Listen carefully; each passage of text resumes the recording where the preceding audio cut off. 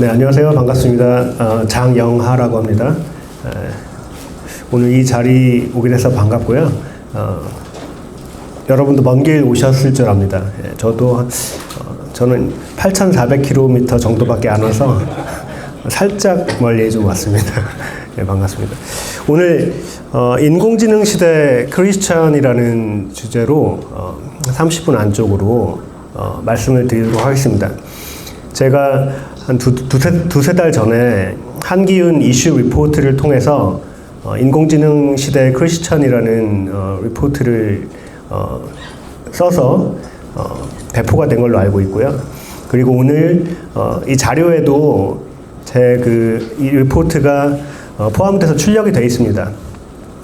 그래서 오늘 이 자리에서는 그거를 한 번 더 읽고 커멘터리를 추가하는 대신에 그거는 여러분께서 필요하실 때 읽으면 되니까 추가적으로 좀 더 드리고 싶은 말씀을 드리는 쪽으로 좀 진행을 해보겠습니다. 그때 제가 여기서 좀 걸어다니면서 얘기를 해도 됩니까? 네. 고정인가요? 안 잡힙니다. 오케이. 그럼 제가 이렇게 가만히 서서 말을 한 적이 별로 없습니다. 네, 근데 오늘 카메라 때문에 이 정도까지만 해보겠습니다.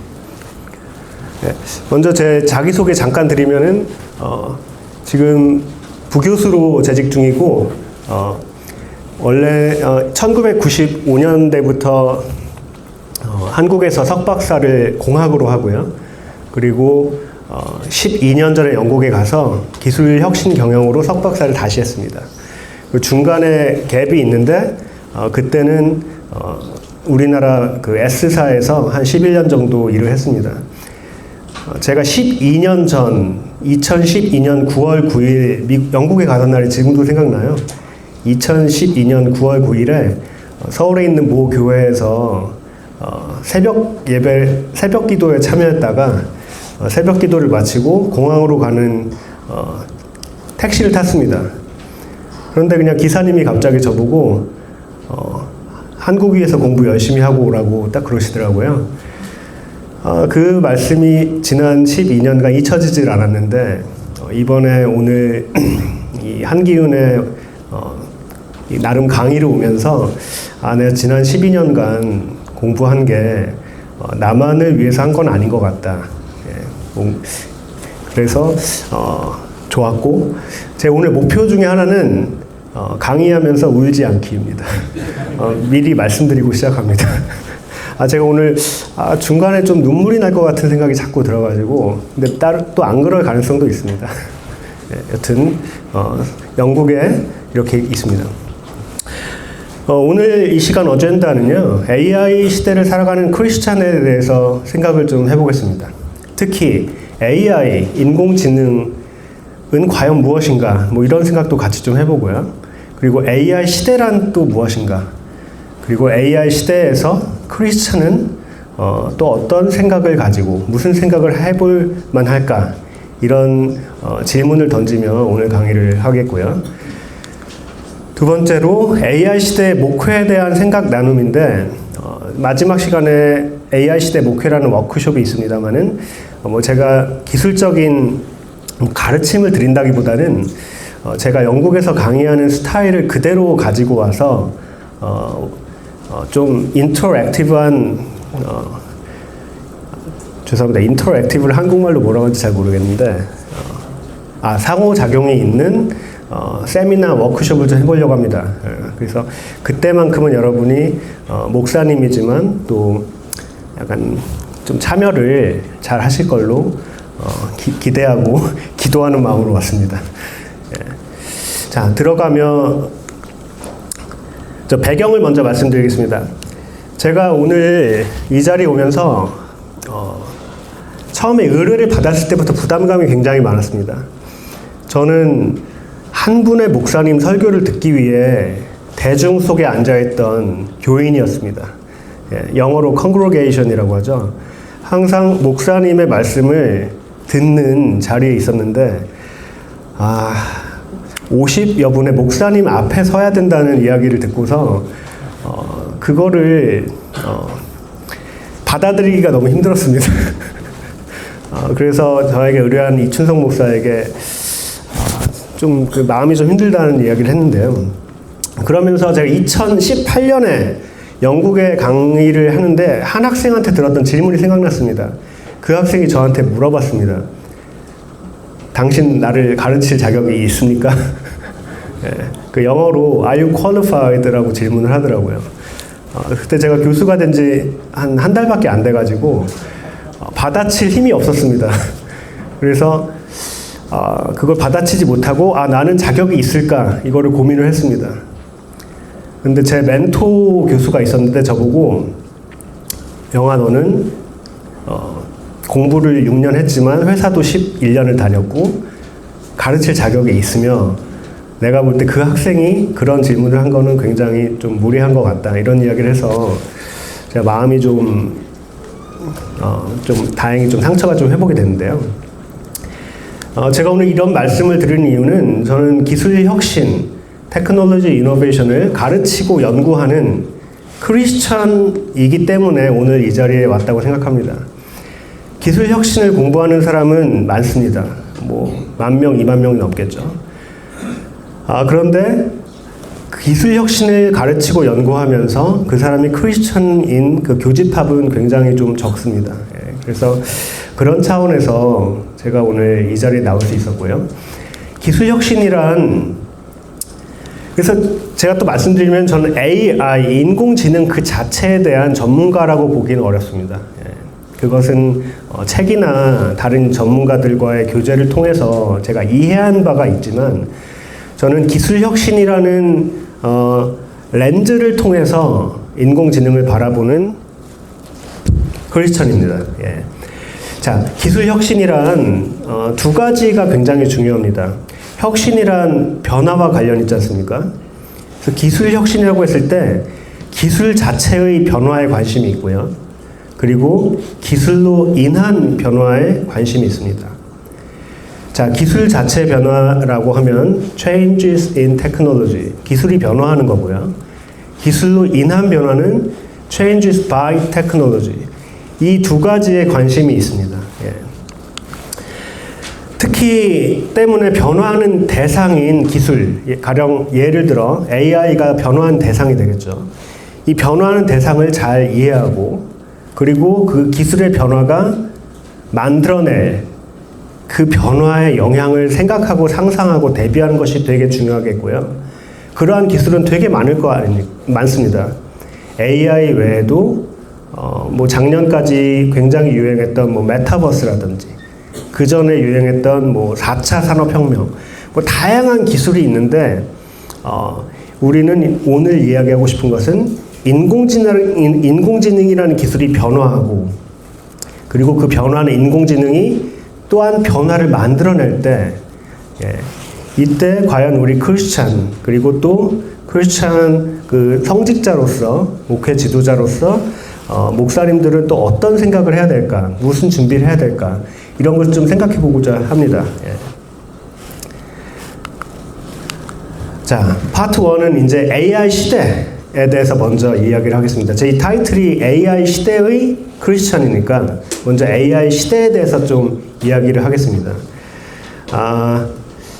저희가 질문 하나 준비했는데요. 네. 목사님 이게 화면으로 전환이 될까요? 자, 여러분의 스마트폰이나 컴퓨터나 뭐 전자기기를 펴셔서 잠깐만요. 이 화면이 지금 네.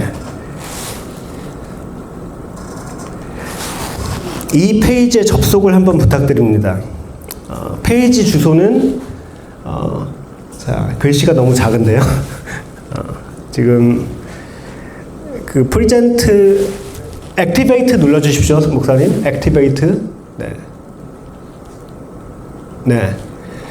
자, 핸드폰이나 아니면 뭐 PC나 해서 pollev.com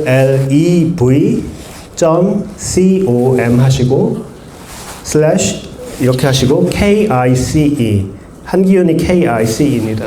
아니면 저 QR 코드를 하셔서요. 모바일에다가 이 답을 한번 적어 주십시오.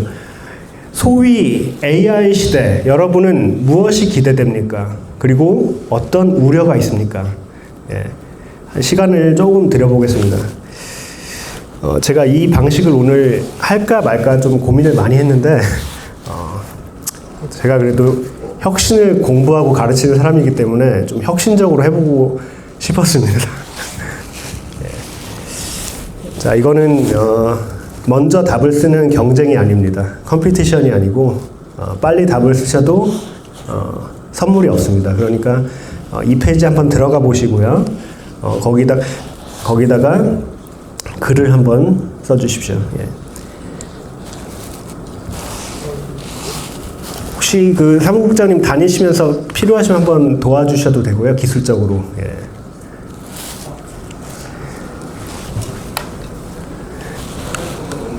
네? QR코드가 너무 작아서 BOLL 이 와중에 답을 쓰신 분이 계십니다. 아, 오케이. 좋습니다. 예. 잘하셨습니다.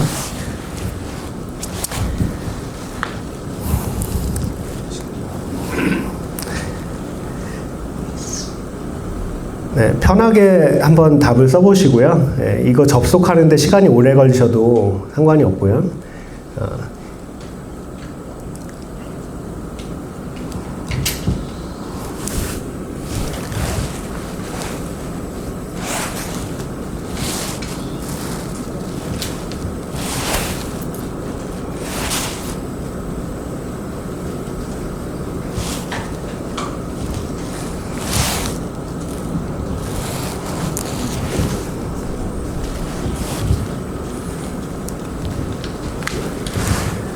네, 이춘성 사무국장님이 다니시면서 조금 도와드리고 있습니다. 예.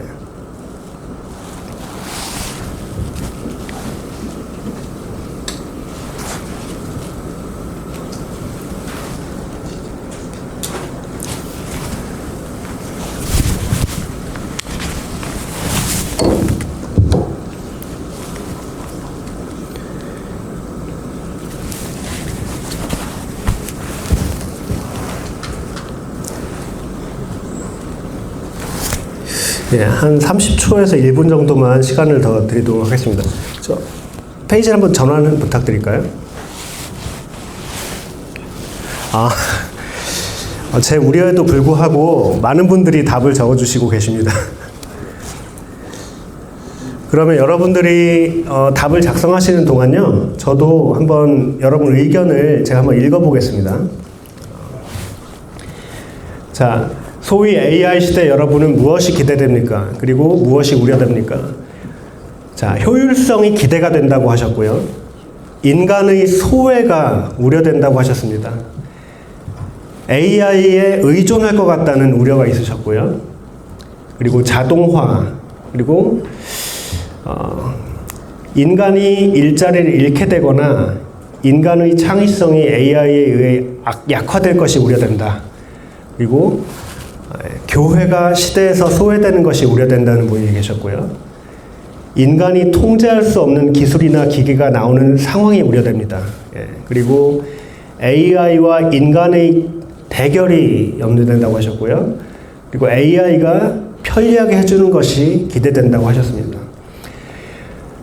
자, 윤리의식과 법제화보다 그것보다 빠르게 진행될 것 같은 고도화된 범죄와 가치 붕괴가 우려된다고 하셨고요. AI 시대의 개인 비서, 에이전트가 기대된다고 말씀하셨습니다. 그리고 복음을 전도할 수 있는 새로운 기회가 AI를 통해서 열릴 수도 있다는 기대를 하셨고요. 대중이 우민화될 것 같다는 우려가 있었습니다. AI가 비진리를 섞어서 말할 때 성도들이 이를 분별하지 못하고 AI의 이런 거짓된 정보를 따라갈까봐 우려됩니다라는 정말 목사님의 진심 어린 그런 우려가 있었고요. 정보 진위 여부의 검증이 제대로 될 것인지에 대한 우려가 있었습니다. 예.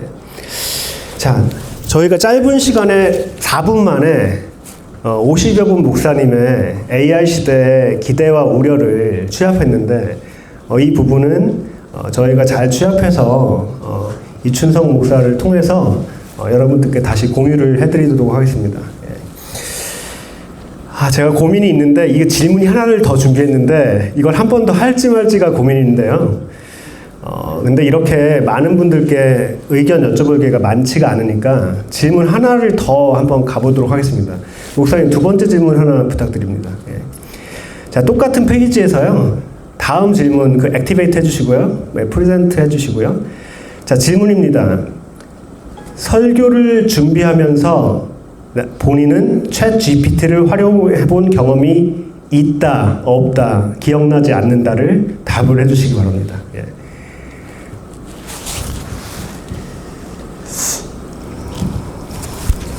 한 31분 정도 시간을 좀 드리겠습니다.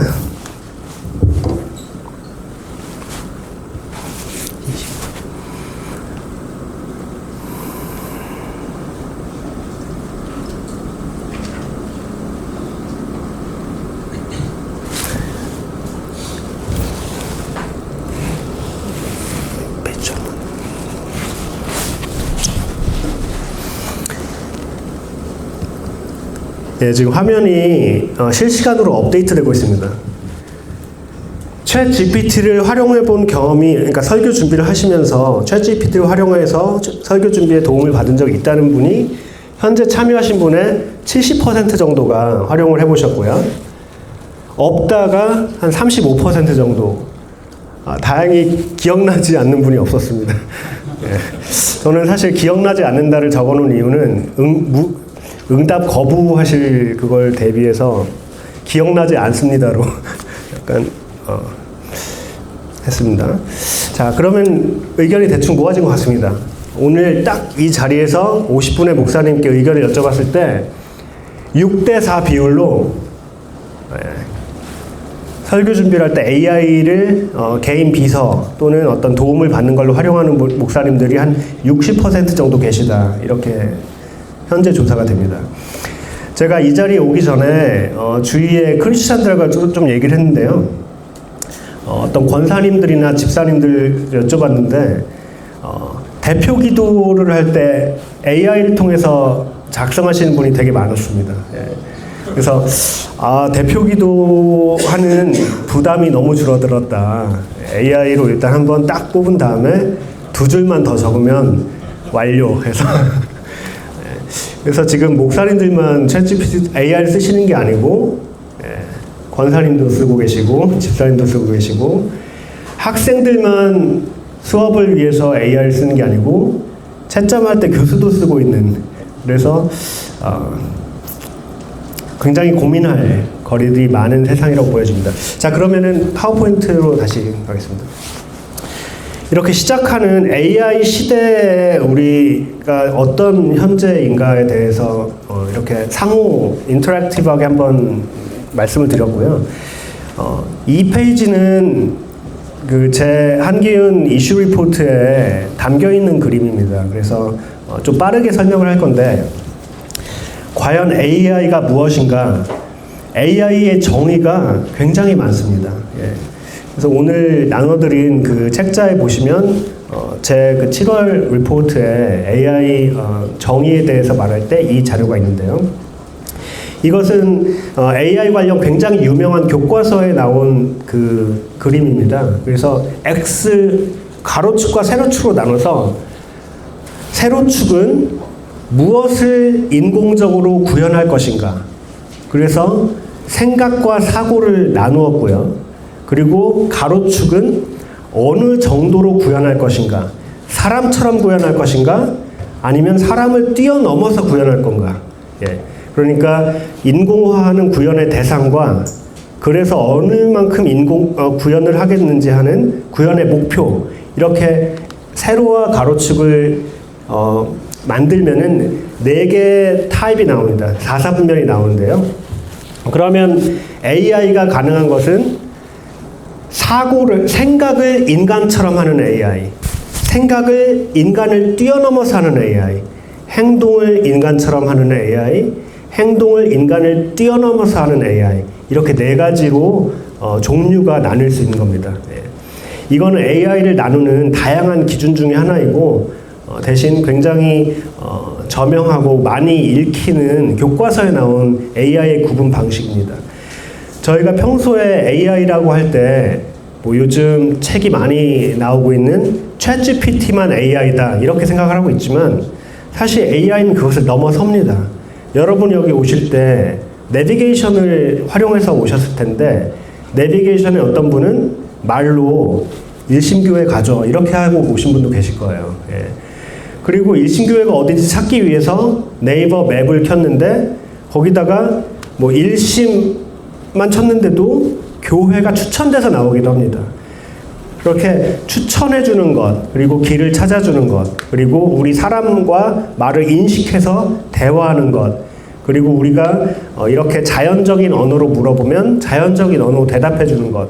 이렇게 AI의 종류는 다양한 서비스와 다양한 제품이 있고, 예. 그리고 무엇을 인공적으로 만들 것인지와 얼만큼 인공적으로 만들 것이냐가 사고와 행동, 그리고 인간처럼 또는 인간을 뛰어넘는 이렇게 네 가지로 AI를 구별해서 이해할 수 있는 것입니다. 예. 이 다음 장은 빠르게 넘어갈 건데요. 뭐 이런 정의가 있는데 이거는 넘어가겠습니다. 저도 좀 읽어봤는데 제가 대신에 저 뒷페이지 가면은 제가 생각하는 AI의 정의를 하나 더 추가를 했습니다. 거기서 다시 말씀드리도록 하겠습니다. 그래서 AI란 무엇일까 생각을 해봤습니다. 제가 오늘 처음에 기술 혁신을 공부하고 가르치는 사람으로서 제가 생각하는 AI 그리고 그때 크리스찬에 대해서 말씀을 드리기로 했습니다. 그래서 기술 혁신 관점에서 바라본 AI에 대해서 잠깐 말씀드릴 시간을 갖겠습니다. 제가 아까 말씀드렸죠. 기술 혁신을 공부하는 사람은 기술 자체의 변화와 기술이 가져오는 변화에 관심이 있습니다. 특히 기술 변화라는 관점에서 봤을 때 AI는 근본적인 변화, 펀더멘털한 체인지를 가져오는 기술 변화의 새로운 파도라고 보여집니다. 자, 여기 계신 분들 지난 20년, 30년, 40년을 돌아보시면서 그동안 어떤 파도가 다가왔는지 한번 생각을 해보시죠. 예. 1980년대 소위 PC, 퍼스널 컴퓨터라는 파도가 우리에게 다가왔습니다. 그때 PC 한 대 사려면 지금 돈으로 1,000만 원이라고 합니다. 그러니까 1980년대 초에 가정용 컴퓨터를 가진 사람은 상당히 여유가 있는 사람, 경제적으로 여유가 있는 분이었겠죠. 1980년대 컴퓨터라는 기술적 파도가 몰아쳤습니다. 자, 1990년대 인터넷이라는 파도가 몰아쳤습니다. 1994년에 어디 계셨습니까? 제가 대학교에서 이 강의를 하면 1994년에 어디 있었냐고 하면 학생들이 2004년생입니다. 그래서 지구에 없었습니다. 그래서 관심이 없는데 여기는 1994년에 다 어딘가에 잘 계셨을 것 같습니다. 1994년에 우리나라에서 인터넷을 처음 넷스케이프라는 웹 브라우저를 통해서 인터넷 접속했고요. 저는 관악산에서 인터넷 처음 접속하던 날이 지금도 생생합니다. 새로운 세계가 열렸습니다. 그리고 인터넷을 통한 상거래가 활성화되기 시작했습니다. 2000년대 스마트폰이 2007년에 스마트폰이 우리나라는 2008년에 스마트폰을 사용했습니다. 그리고 지금 2010년대 AI라는 파도가 몰아쳤습니다. AI는 새로운 파도입니다. 그런데 기술로 인한 변화 관점에서 제가 질문을 해보겠습니다. PC라는 파도가 몰아쳤습니다. 저희가 퍼스널 컴퓨터가 도입된 세상의 크리스천에 대해서 고민을 많이 했을까요? 인터넷이 가능했습니다. 인터넷이 가능한 세상에서의 크리스천을 우리가 고민했을까요? 스마트폰을 활용하고 있습니다. 스마트폰을 모두가 보유한 세상에서 크리스천에 대해서 우리가 고민하고 있을까요? 언젠가 누군가는 고민했을 수도 있습니다. 하지만 지금처럼 인공지능 시대의 크리스천에 대해서 고민하는 것만큼은 고민하지 않는 것 같습니다. 자, AI 시대의 중요한 것은 질문하는 능력입니다. 우리는 여기서 왜 우리는 이런 고민을 할까? 왜? 라는 질문을 할 수밖에 없습니다. 자, 우리는 왜 AI 시대의 크리스천에 대해서 생각하게 되는 걸까요? 그리고 어떻게 50여 분의 목회자분들께서 여기에 오시게 이게 고민이 돼서 오셨을까요? 예. 저의 의견을 드리자면 이 다음 페이지와 같습니다. 우리는 기술적으로 새로운 상황을 마주하고 있습니다. 인간이 아닌 기계가 가질 수 있을지도 모르는 것들에 대해서 궁금해하고 있고 우려를 가지고 있고 어떤 분들은 심지어 공포까지 느끼고 있는 것을 제가 주위에서 경험했습니다. 그럼 그 인간이 아닌 기계가 가질 수 있는 것들에 무엇이 있을까요? 먼저 의식이 있습니다. 의식, consciousness. 예. 기계가 의식을 가질 수 있을까요? 기계에게 자의식이 있을까요? 의도, intention, 그리고 의지, will. 여러분, 기계가 인공적으로 생각할 수 있는 기계가 기계의 의도가 있을까요? 기계가 의지를 갖고 있을까요? 사고, thinking. 여러분, 인공지능, 챗GPT는 사고를 하는 걸까요? 아니면 사고하는 인간을 따라하는, 비슷하게 하는 걸까요? 예. 제가 이거에 대해서 만나는 전문가들마다 물어봅니다. 예. 기계는 의식이 있을까요? AI는 의도가 있을까요? AI는 의지를 있을까요? AI가 사고를 할까요? 제가 발견한 재미있는 거는 물어보는 사람마다 답이 다릅니다. 예. 어떤 분들은 자신 있게 이야기합니다. AI는 사고하는 게 아니다. 따라하는 거다. 그 근거를 대라고 하면은 근거는 없습니다. 그냥 본인의 믿음을 얘기하는 겁니다. 어떤 사람은 AI가 사고를 한다고 합니다. 그러면서 챗GPT가 문장을 만들어내는 방식은 결국 우리 뇌가 문장을 만들어내는 방식과 같다고 합니다. 근데 그것도 증명된 바가 없습니다. 이 다음에 강의를 하실 김대혁 목사님이자 교수님의 글을 제가 봤는데 거기서도 챗GPT가 과연 사고를 하는가 여기에 대해서 좀 다루신 부분이 있더라고요. 그래서 흥미롭게 잘 읽었는데요.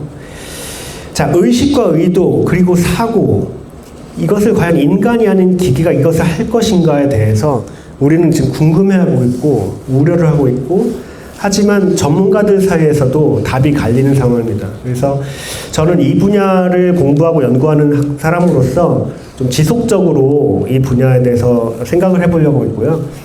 최근 10월에는 인공지능과 인간이 어떻게 공존할 것인가에 대해서 초청을 받아서 또 우리나라에 와서 이야기할 기회가 지금 준비하고 있는 단계입니다.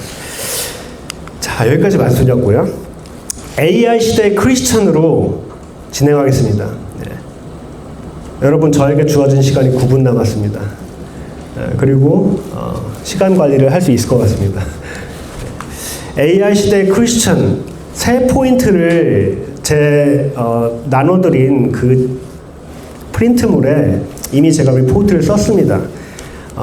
그래서 그 세 포인트를 제가 한번 말씀을 드리면서 오늘 첫 강의를 좀 마쳐보고자 합니다. 자, 제가 생각하는 누군가 저에게 AI를 어떻게 정의할 거냐고 물어보면 저는 이렇게 정의하고 싶습니다. 인간처럼 또는 인간을 뛰어넘어서 행동하고 사고할 수 있는 기계와 관련된 기술이자 능력 그리고 이를 포함하는 분야. 제가 이것은 그냥 연구자이자 이 분야를 공부한 사람으로서 제가 생각하는 AI에 대한 정의입니다. 그리고 AI 시대를 누군가 저에게 영화 너의 말로 정의해봐 하면 AI 시대를 저는 이렇게 얘기하고 싶습니다. AI 기술의 발달로 인해서 AI 능력을 탑재한 기계들과 이를 활용하는 인간들이 존재하는 세상. 이 세상은 공존하는 세상이 될 수도 있고 대립하는 세상이 될 수도 있겠죠. 그리고 그 터미네이터처럼 대립할 뿐만이 아니고 좀 나가자면 한쪽이 한쪽을 없애려는 세상이 될 수 있다고 생각하는 사람도 일부 있는 것 같습니다. AI 그리고 AI 시대를 생각한 이후 이어서 AI 시대의 크리스천들에 대해서 생각을 해보겠습니다. 제가 이슈 리포트에서 적었듯이 저는 AI 시대의 크리스천이 생각해볼 첫 번째 이슈는 경청, 듣기인 것 같습니다. 제가 2019년 1월 1일 그 해를 어떻게 시작했는지 지금도 2020년이죠. 2020년을 어떻게 시작했는지 지금도 생생합니다. 저는 영국에서 영국 교회를 출석하고 있습니다. 제가 영국 교회를 출석한 이유는 굉장히 심플합니다. 영국 사람이 믿는 하나님이 한국에서 믿는 하나님하고 같은지 너무 궁금했습니다. 예. 근데 갔더니 비슷한 것 같습니다. 그리고 사실 우리나라 성경을 번역한 거에 영국 사람들이 굉장히 기여를 많이 했고요. 스코틀랜드 가면은 대한성서공회에서 가서 그 존 목사님한테 이렇게 비석도 세워놨습니다. 여튼 그 영국 교회를 다니면서 제가 2020년을 시작하면서 주님의 말씀을 듣고 싶다는 정말 강한 소망이 생겼습니다. 근데 주님의 말씀을 듣는 방법을 저는 일반 성도로서 몰랐습니다. 그래서 만나는 사람마다 물어봤고요. 제가 놀랍게 지금 녹화가 되고 있어서 좀 그렇습니다만은 놀라운 사실은 제가 친구 중에 목사가 10명이 넘는다는 사실을 발견했습니다. 그래서 친구들한테 다 물어봤습니다. 외국 목사한테는 영어로도 물어봤습니다. 도대체 주님의 말씀은 어떻게 듣는 거냐고. 다들 하시는 말씀이 주님의 말씀은 성경을 읽으면서 들을 수 있고 그리고 크리스찬의 교제를 통해서 들을 수 있고 그러니까 다른 크리스찬이 와서 얘기해주면 그 중에도 분별하면 주님의 말씀이 있다는 거죠. 그리고 어떤 사람은 정말 듣는 것처럼 듣는다. 그리고 어떤 사람은 머릿속에 생각이 주님의 말씀이라고 생각하는 사람도 있다. 뭐 이런 이야기를 해서 그런가 하고 이제 신앙생활을 하고 있었습니다. 그런데 AI 시대에 지금 사람들은 AI와 대화를 하고 있습니다. 집에 있는 스피커를 통해서. 그리고 지금 오픈 AI, 마이크로소프트의 오픈 AI에서 챗 GPT-4o라고 몇 달 전에 나왔는데 영화 허처럼 AI와 대화를 합니다. 사실 저는 영국에서 혼자 살고 있는데 집에서 AI랑 좀 얘기를 할 때가 있습니다. 예. 이런 얘기를 하죠. 내가 지금부터 영어로 얘기할 테니까 문법적 오류가 있으면 좀 나를 알려줘. 그러면 잘 알려줍니다. 그래서 대화를 하곤 하는데요. AI 시대에 이렇게 기계와 인터랙션, 소통을 하다 보니까 과연 AI가 우리에게 말하는 내용은 여기에 주님의 음성이 섞여 있는 게 아닐까? 또한 사람들은 주님의 음성을 듣기 위해서 성경을 읽어야 되고 크리스찬의 교제를 해야 된다는데 AI도 때로는 주님의 음성을 듣는 채널이 될 수 있지 않을까? 이런 질문이 드는 겁니다.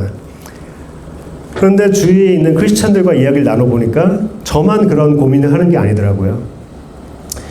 그래서 저는 여기 계신 목회자분들께서 성도들이 이런 AI 시대 이런 고민을 할 때 목회적인 가르침, 목회적인 방향을 주시는 그런 게 되게 필요하다고 생각합니다. 여러분, AI 시대에 우리가 주님의 음성을 듣는다는 건 과연 무엇일까요? AI와 소통하는 것은 그것의 일환이 될 수 있을까요? 이 부분에 대해서 여러분께 질문을 던지고 싶습니다. 두 번째, 묵상에 대해서 얘기를 하고 싶습니다. 저는 브라이튼이라는 영국 바닷가, 영국의 해운대에 해당합니다. 영국과 한국 지도를 딱 붙이면요, 정확히 해운대 위치에 살고 있습니다. 거기서 바닷가에서 2분 거리에 살고 있으며 여기 계신 분들이 이제 허드슨 테일러라고 대부분 아실 겁니다. 허드슨 테일러가 제가 사는 도시에서 바닷가를 거닐며 중국의 선교, 그 인랜드 미션을 생각한 도시입니다. 그래서 제가 다니는 교회 목사님은 허드슨 테일러 도시에서 목회를 하는 만큼 아들 이름을 허드슨이라고 지으셨는데요. 제가 지난 12년간 영국에 살면서 제일 많이 한 게 그냥 바다를 바라보기였습니다. 혼자서. 사람도 없고 그냥 찬양 들으면서 바다를 바라봤죠. 제가 다니는 대학의 모토가 있습니다. 그 서식스 대학의 모토가 Be still and know입니다. 이게 우스웠습니다. 저희 대학처럼 리버럴하고 굉장히 다양성을 존중하고 기독교 차원에서 조금 애매한 학교의 모토가 Be still and know인데 제가 목사님들 앞에 그런 말씀하면 그렇지만 이게 시편 46장 시편에 앞에 Be still and know that I am God 그 앞부분이거든요. 가만히 있어 아는 것의 중요성. 어떻게 보면 이게 묵상의 중요성인데요. 이 부분은 제가 처음 이야기하는 포인트 같습니다. 저는 AI 시대와 그리고 AI 시대가 아닌 인간이 사용하는 두 개의 언어가 있다고 생각합니다. 예. AI는 그러므로라는 논리로 이야기를 합니다. 자, 5족의 문서를 분석했습니다. 100만 개의 칩으로 분석했습니다. 1750만 개의 파라미터로 이걸 효율화했습니다. 그리고 최적의 답을 인간에게 주려고 합니다. AI가 사용하는 단어는 그러므로입니다. 저는 그렇지만 인간은 그럼에도 불구하고를 쓰는 것 같습니다. 아무리 그러므로 이렇다고 이야기를 하고 추천을 하고 기각하게 얘기해도 우리 사람은 그리고 하나님을 믿는 크리스찬은 그럼에도 불구하고를 이야기하는 것이라고 생각합니다. 그리고 느꼈어요. 예. 자, 이거는 제 리포트에 있는 부분을 그대로 읽겠습니다.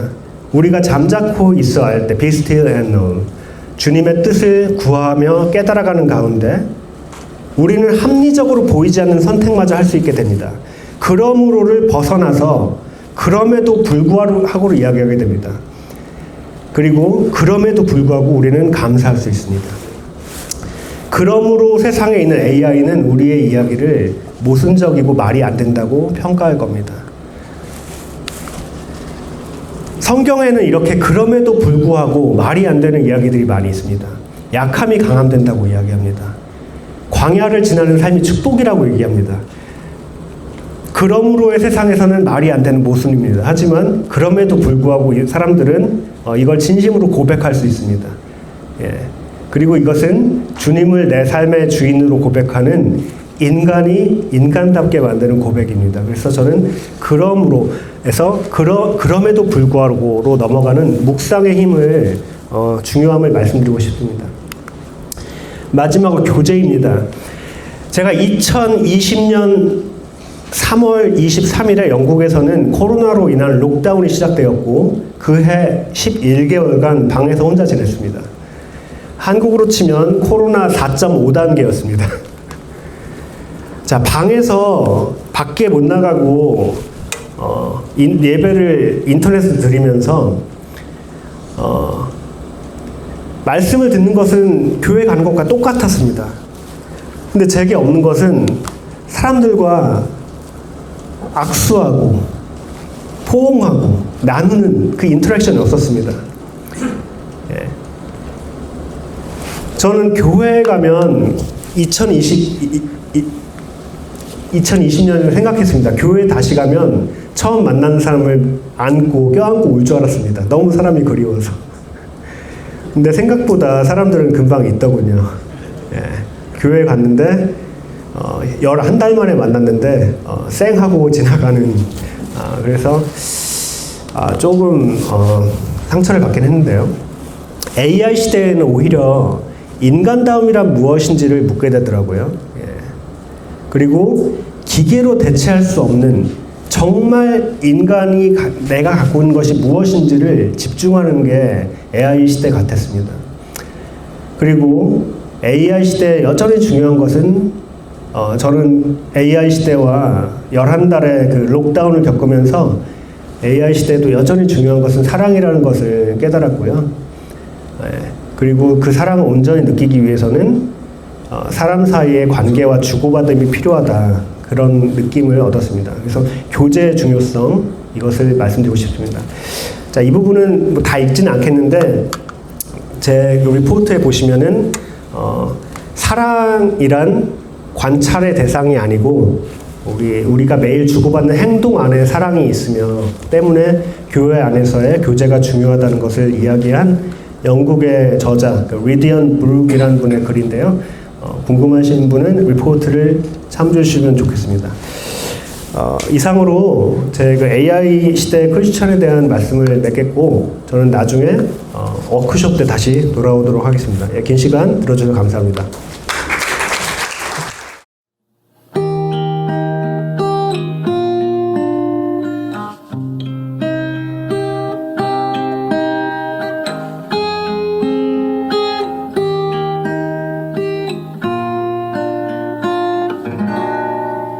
여호와 내 목자시니 부족함 없으리라. 푸른 초장과 물가로 나를 인도하시네. 내 영혼 소생시키며 자기 이름 위하여 생명의 길 의의 길로 인도하시는 도다. 내가 사망의 음침한 골짜기로 걸어도 주 지팡이와 막대기 날 안위하시리라.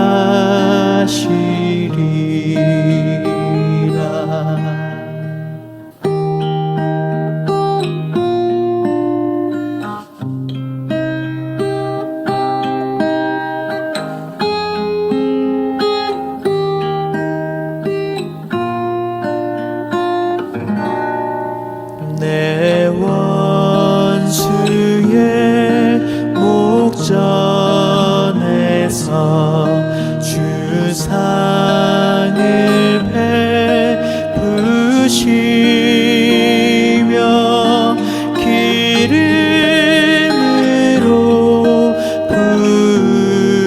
부으시니 내 잔이 넘치도다.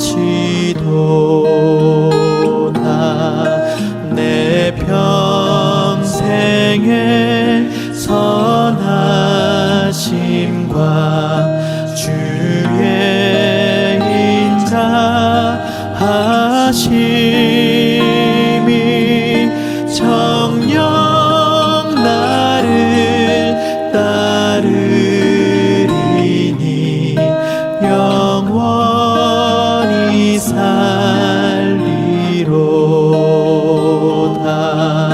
정녕 나를 따르리니 영원히 살리로다.